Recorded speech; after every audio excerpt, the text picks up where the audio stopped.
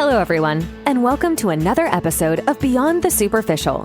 We are chiropractors and functional medicine practitioners at Synapse Center for Health and Healing, located in Eagan, Minnesota. Information shared in this podcast is not intended to diagnose or treat any medical conditions. Please consult with a primary care provider before engaging in any new activity or protocol. With that in mind, let's dive into this episode.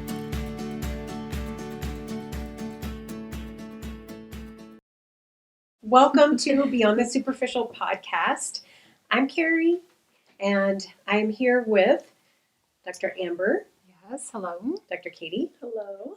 Dr. Ashley and Jenica. Hi. Jenica and I are health coaches here, and the other three beautiful ladies are some of our chiropractors. But today we're talking about snacking. Who should snack? What are the best options? And why? So I'm going to hand this over to Jenica. She's going to start asking some questions to the doctors. All right. And everybody. Yeah, everyone here. So a lot of these questions are things that we get quite frequently, are things that come up in conversation with our patients and also with each other in general. So first question that we wanted to talk about is who needs to snack? So kind of the start of it all is, are you kind of under this this small portion of people that might need to snack? And that's, I guess, my first question. Who do you think needs to snack? Be good candidates for snacking. You were saying something earlier that you had some thoughts on this. Older patients, when I ask them about what their meals look like, it ends up being bread and toast or a couple bites of cheese or something like that. And so if you actually look at how much food they're getting in and you track their calories, they're not getting enough to sustain all the things that they're doing. And so those people might be people that need to snack because they don't eat enough at their meals. Mm-hmm. And so we need to make sure they get enough calories in to kind of support all their daily activities. And I know I personally snack. I'm a snacker. But I also, I work out in the mornings, for example, and I see patients all day and I can feel my blood sugar dropping. So mid-morning, I feel like I need a protein, fiber, fat snack to help maintain my blood sugar during that time. So those would be another example of somebody who might need to snack a little bit. Yeah. I might be jumping the gun on this one, but we're just talking about how when we look at labs, one of the labs that we test or markers on our Vibrant Standard panel is LDH, lactate dehydrogenase. And sometimes if that is low, that can indicate one that might be reactive hypoglycemic, where that insulin could, drop a little bit too low. So these people usually get very fatigued or hangry or shaky. Definitely prioritize, enough protein within the meal, but some of these people might do best on doing a little bit of protein or a little, snack in between the meals so they don't drop so low. And that's kind of where even a continuous glucose monitor might help too, just as a way to monitor how you do with certain types of foods and what you react to. Yep. A lot of the patients that I see with trends like that seem to be the ones that eat carbohydrate-rich meals and snacks because there's not enough protein and fat in there, so it spikes the blood sugar really fast and then drops really quickly. And so if they have feelings of being anxious or nauseous in the morning, I always ask, what do your meals actually look like? And a lot of times it's a bagel for breakfast or toast or oatmeal, and then we can pinpoint you need more protein and healthy fat actually to help kind of manage your blood glucose. Yeah. Or those people are skipping breakfast. Exactly. Which also can put you into that blood sugar dysregulation or any adrenal fatigue that can be going on in patients. So a couple of those things exactly what leads to that. Yeah. To kind of point to that too is I know you're going to talk about a little bit later about why are you feeling like you need to snack too. And that's oftentimes why you might feel like you need to because you're not getting the fuel that you actually need. And so you get that strong craving. So kind of taking a look at what am I eating for my meals? Am I getting my vitamins, my minerals, my fats, my proteins that are going to sustain me until my next meal. So. And you were mentioning eating disorder recovery. Mm-hmm. That's also a person who should probably need to snack. Yeah. So just to I was going to bring that up just as we talk about this as a topic. of, yes, like we are going to give some really good, healthy snacking ideas. And sometimes in our profession, since we live this, like we can get a little bit strict or fine-tuned, and it can seem a little obsessive.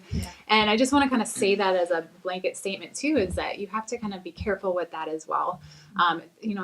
Focusing on instead of focusing on like what's bad, like sugar is bad, focusing instead on like, how can I fuel my body? How can I feed it so I can do the things that I love to do, so I can have those adventures in life, so I can feel good while I'm doing it. That's what we want to focus on, especially with kids. Kids are really black and white thinkers. And so if you start telling them that this sugar is really bad, that can start to develop a bad eating disorder. And so instead focusing on, oh, well, this apple has a lot of nutrients and we want to give our body good nutrients, focusing on that side of it versus, well, don't eat that sugar. Like, that's not good for you, that kind of thing. Absolutely. We talk a lot about that, just Gary and I, and when we do any elimination type of diet too. It's not about, okay, let's eliminate all these foods so you have nothing left, and because they're bad, it's really realize, like, what can we add in that can fuel our body. And that's really important. Like, there's a way that we can gain nutrients from doing an elimination diet. We can actually, do more than less. So it's a really good point. I try to reframe their thinking to food is information, and try to let go of there's breakfast food, and I need to eat sweets for breakfast, and just letting that go and saying I want to fuel my body, and I want my cells to be 10 out of 10 and not 3 out of 10 because I ate donuts and pancakes and all the time. You have 3 chances in the day to tell your body to be inflamed or to not be inflamed, or to be full of nutrients or not be nutrient dense. And that's what I think about when I want to reach for something that's sugary and not so great, because I like sugar. But I also know, okay, I have a goal here, and I want to keep inflammation down in my body.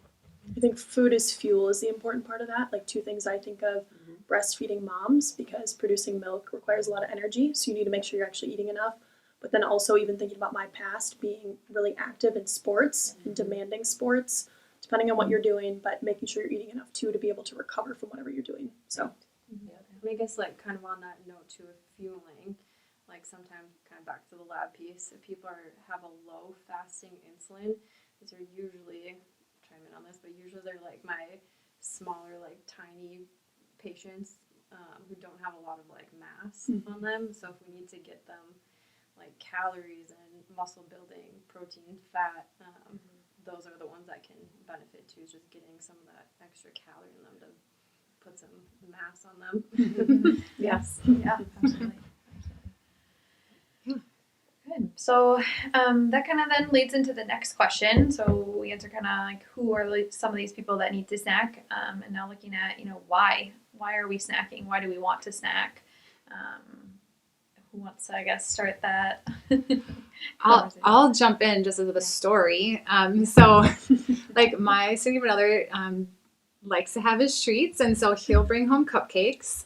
And when I'm hungry and I get home, because my body is needing fuel, I want to devour a cupcake. And I look at it and I'm like, yeah, I'm going to do this.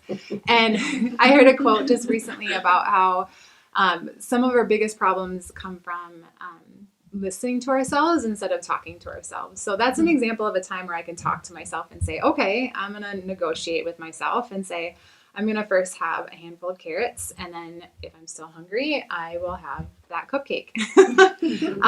And oftentimes that's what does it. Like, I will eat something healthy, and then my body will get the nutrients that it needs, and that craving will be reduced or goes away.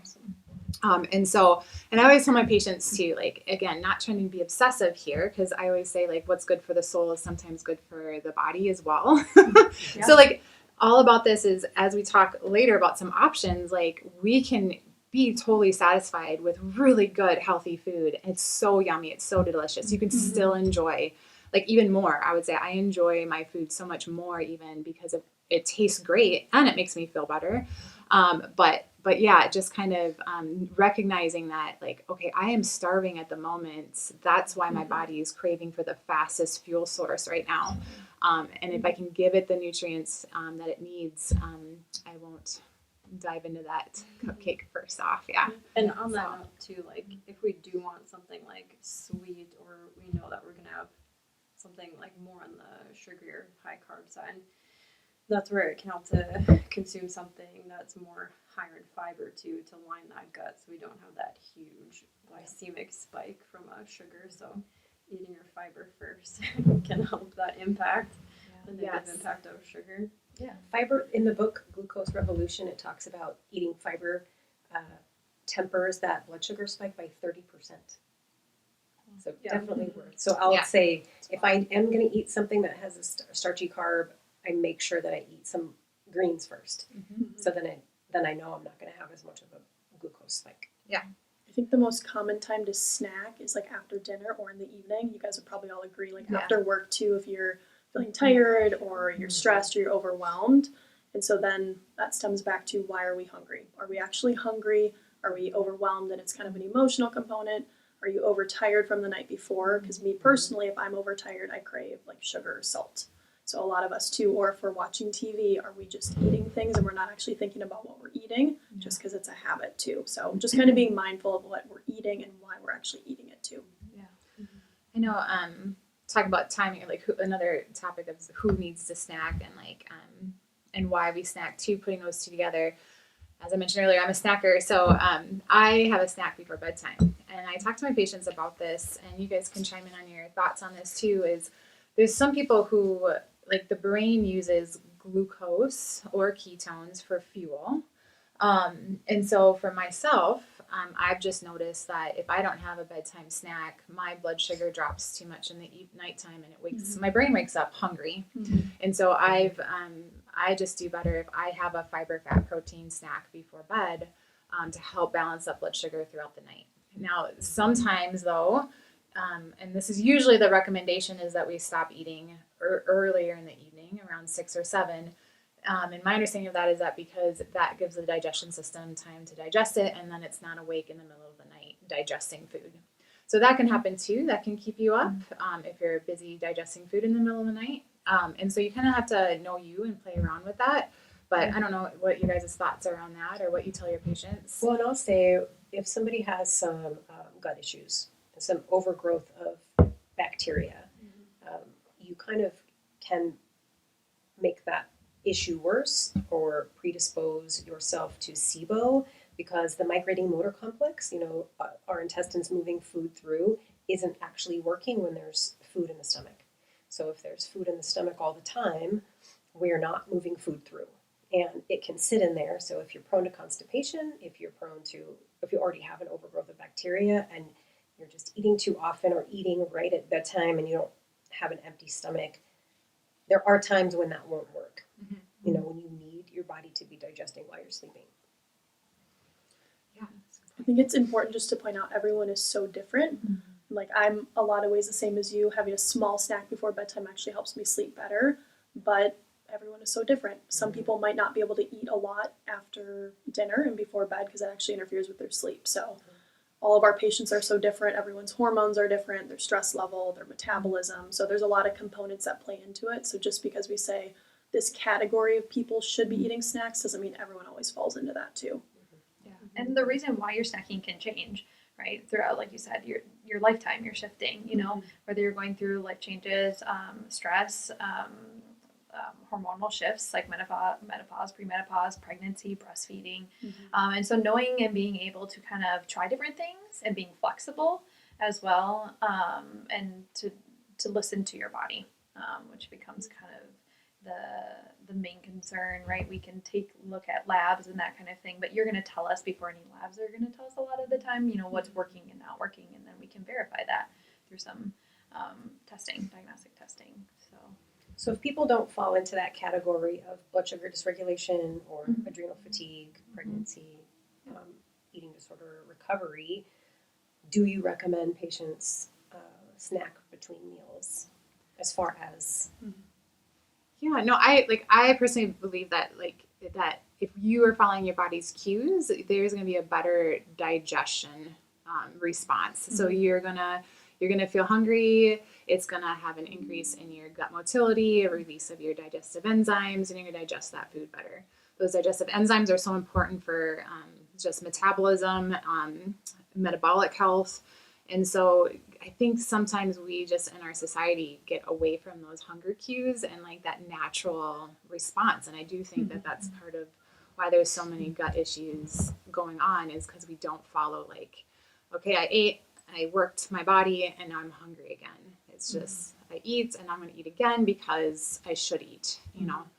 But yeah. I totally agree with that. Like if you're hungry, it's your body's way of telling you that you need fuel. I always think it's better to prioritize your meals, and I think a lot of people skip breakfast or they don't eat till 11 and then everything catches up to them at night. And so if you prioritize the meals, but if you eat lunch at noon and you eat dinner at 6, it's a 6-hour window. So if your stomach growls at 3 o'clock, that's your body's way of telling you need fuel. So I would say prioritize meals, but a little snack is okay in there too. So one person I listened to kind of differentiate in your mind, am I just bored and want to eat? Yeah. Or like, am I actually hungry? Is to have the thought, could I put down a steak right now if I really wanted to? So it's like one thing, like could I eat like meat or like a large protein? It's like one signifier if you're actually hungry. That's I do that too. A thing I'll do is like, well, if I'm hungry, will I eat an apple or a salad? Yes. Like, will I eat something healthy? And if that doesn't sound appealing, then maybe I'm not hungry. Yes. Or drink a glass of water first. A lot of times us actually being dehydrated will trick our brain into thinking we're hungry. So have a glass of water, eat something healthy first, and then see if you're still hungry, and then go from there. Yeah. Absolutely. Thirst plays a big role in that too, asking that question. I think too, along with what you all said about if we're really craving something satisfying or not fueling and not fueling. Like if we're craving a bag of chips, for example, like we all get those cravings. That's a real life. I'm not going to say I've never had chips before, you know, and that those are designed to make you crave them. So asking yourself, what am I craving? Because if it's something that's been designed to make you crave it, you've checked that box of you become exactly what they want you to do. I mean, you're doing exactly what they want you, the companies want you to do. So they're designed for you to crave them. They're salted up, they're sugared up.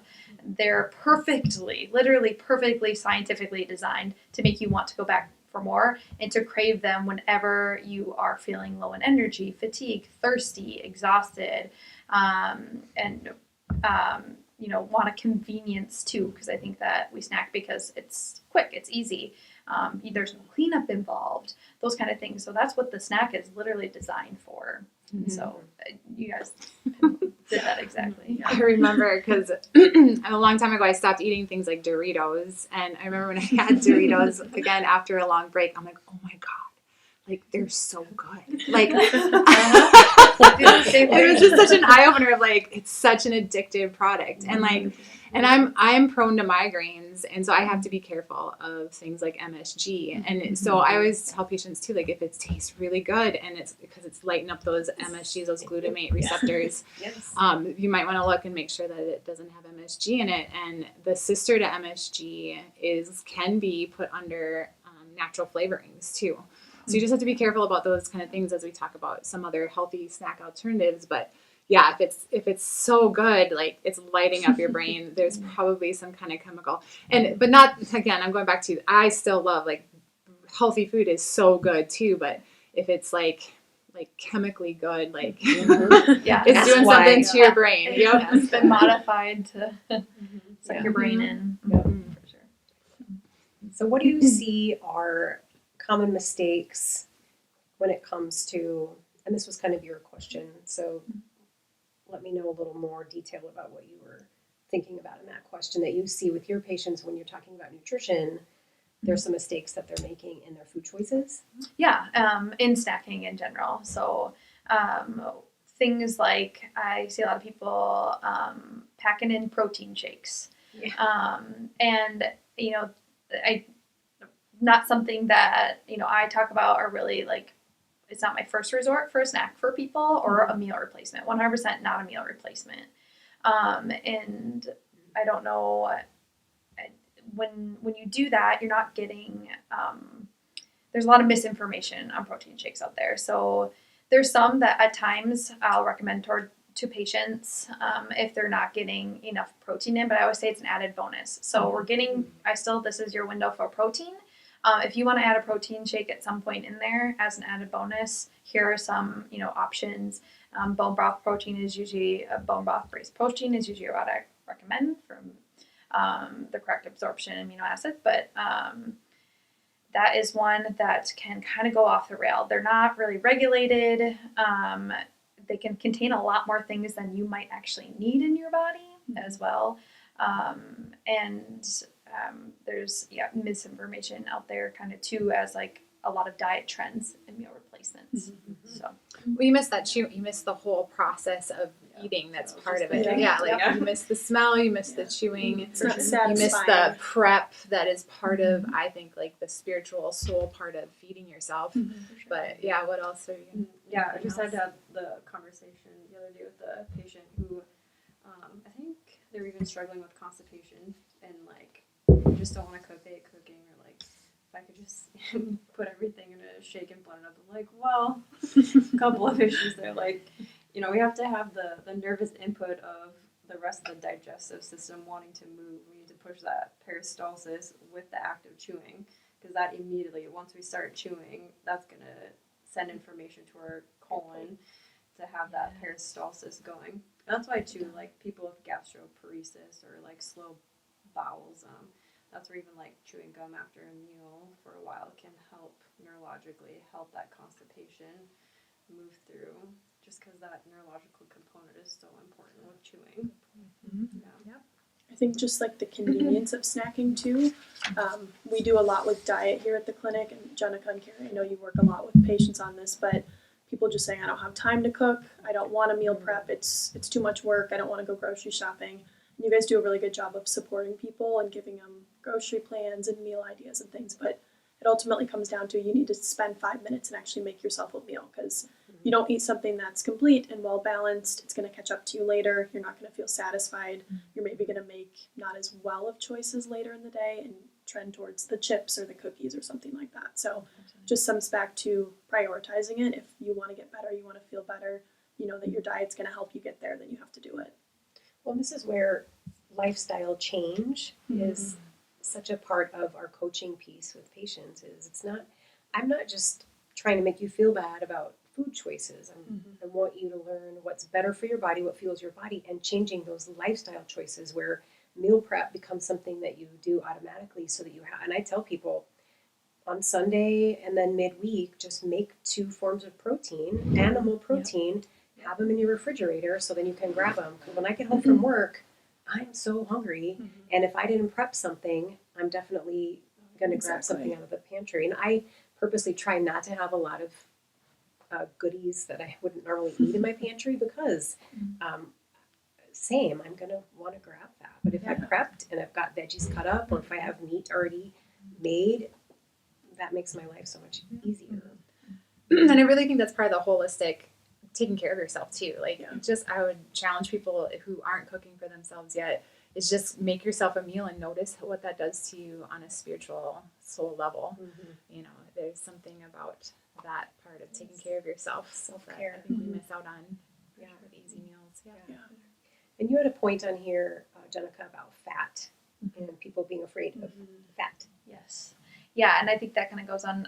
A common mistake is we're just we grab a snack that we think because of a trend or something is healthy or deemed as healthy, but then we hear something that says it's not, and we get kind of down into this spiral. So like we grab avocados, but we stop eating avocados because we heard they're really high in fat and we're trying to lose weight, and so we grab a fat-free cottage cheese instead, or something like that, fat-free product. And just not being afraid of fat, we actually want our the snack to contain a protein and a fat. It's going to take longer to metabolize or to break down that fat, and it's not going to cause a blood sugar spike and drop. fat-free products are generally caked with salt and sugar again, to try to make them shelf stable and wanting you to want more and to taste good enough, so that you do want to eat it. So that's just kind of like, something I hear, or people are like, oh, I have a banana before I work out, but I heard bananas are super high in carbs and sugar, and so I don't know if I should have that now. Well, bananas are great. Let's pair it with something, that can be our carb. Let's pair it with a healthy protein and fat combination, which is included in a nut butter. Kind of, for example, we have our apples and our nut butter on the table. And so like, oh, I really want that apple. Okay, I know that apple still can turn to sugar in the body.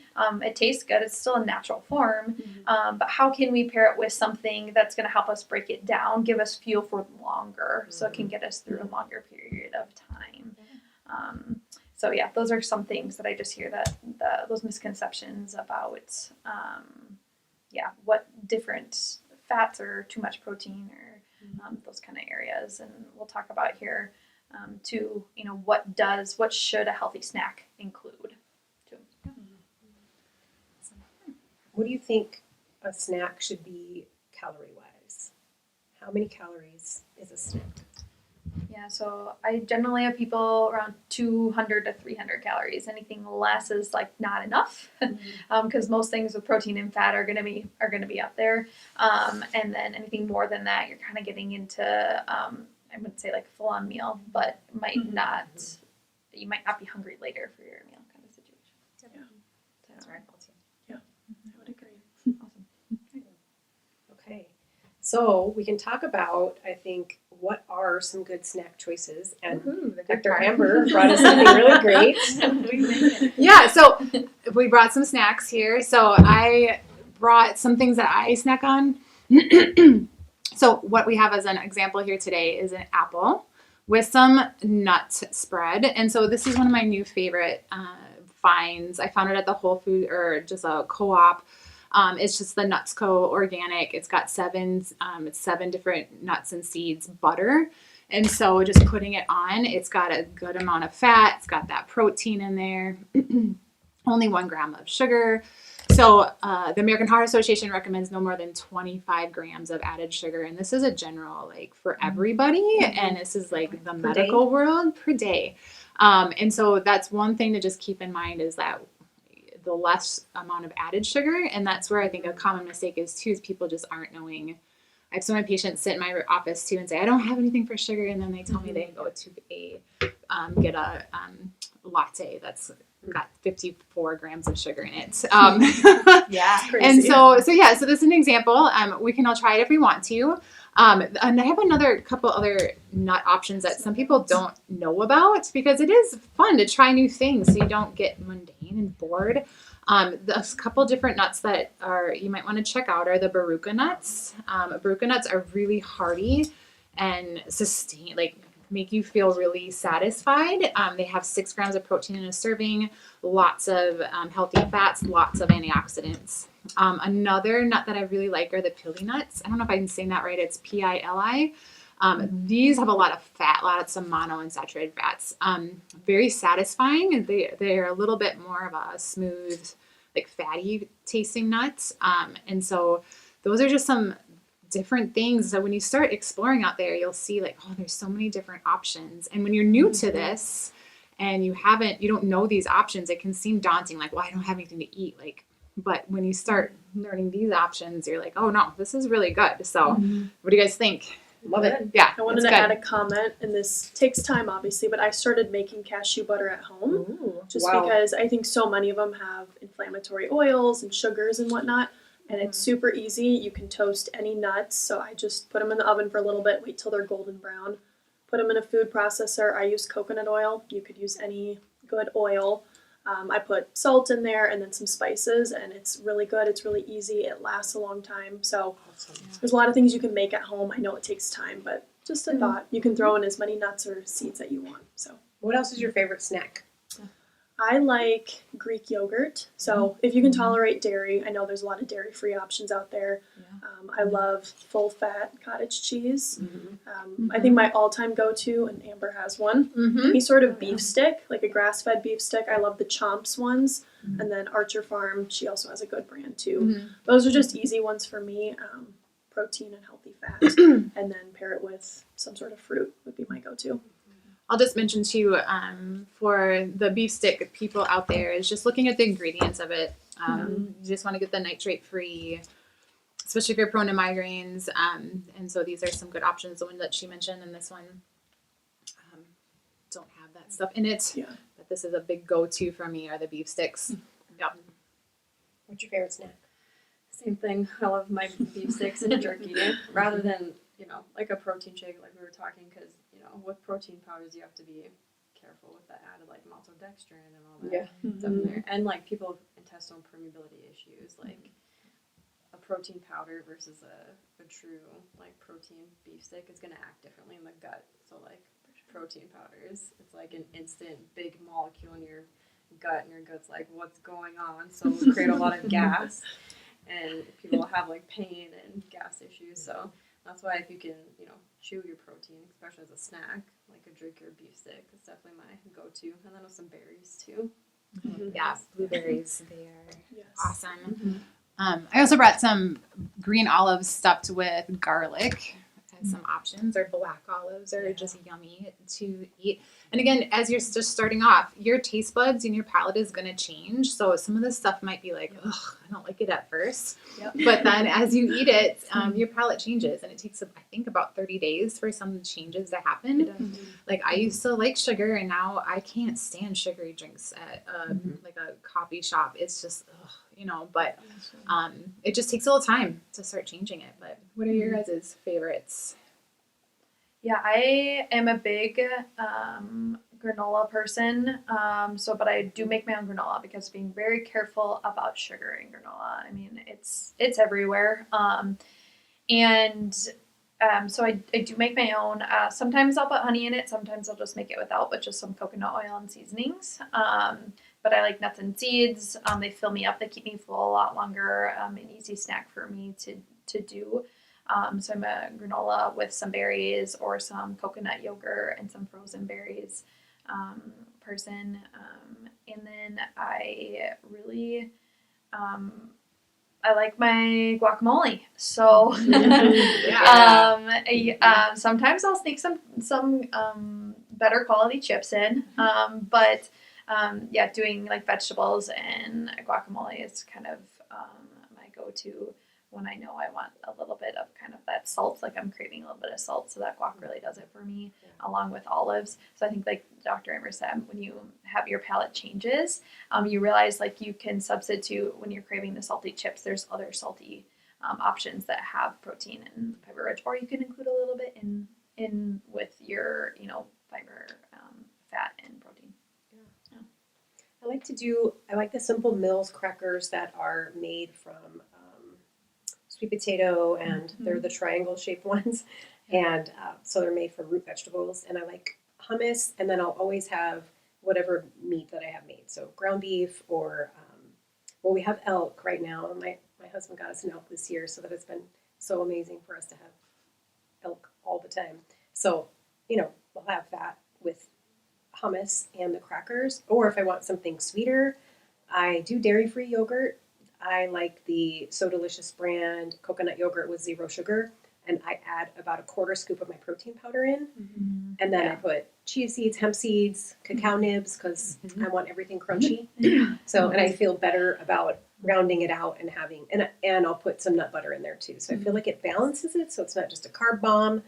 It's got fiber and some fat. Yeah, that's what I love. I had an example. Oh, right over there. And if you have a sweet tooth, like I do dark chocolate, and I almost use this as a vitamin. Because like this is 70 plus cacao, and it has fiber.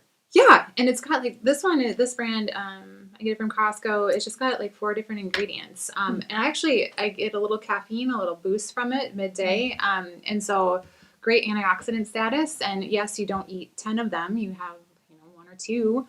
And then also at night, if I'm, again, craving a cookie or something, I will take a spoonful of like organic peanut butter with some good chocolate chips on top of it. Yep. And not a handful of chocolate chips, but just some chocolate chips. So, yeah. Good. Yeah, those are good ones. I think I remember years ago, my friend we were craving something sweet. We had nothing because we were in college, and what do you have, in your pantry? And she's like, let's grab the peanut butter and chocolate chips. And we took a huge spoonful. And I think I've lived off a spoonful of nut butter and chocolate chips since then. So it does. It keeps me asleep at night. It craves that, me from eating a whole bag of chips because of the protein and fat, and then it also has a sweetness to it. So.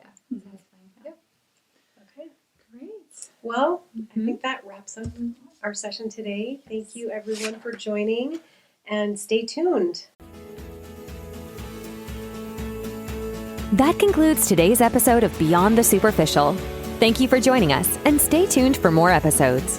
For more information, please visit our website, www.officialsynapse.com, your partners in healthy living for optimal life. We would love to hear from you on how our podcast might be impacting your life. We also want to hear what interests you. Please leave your feedback on our media page at www.officialsynapse.com. Thanks again for listening, and we'll catch you in the next episode.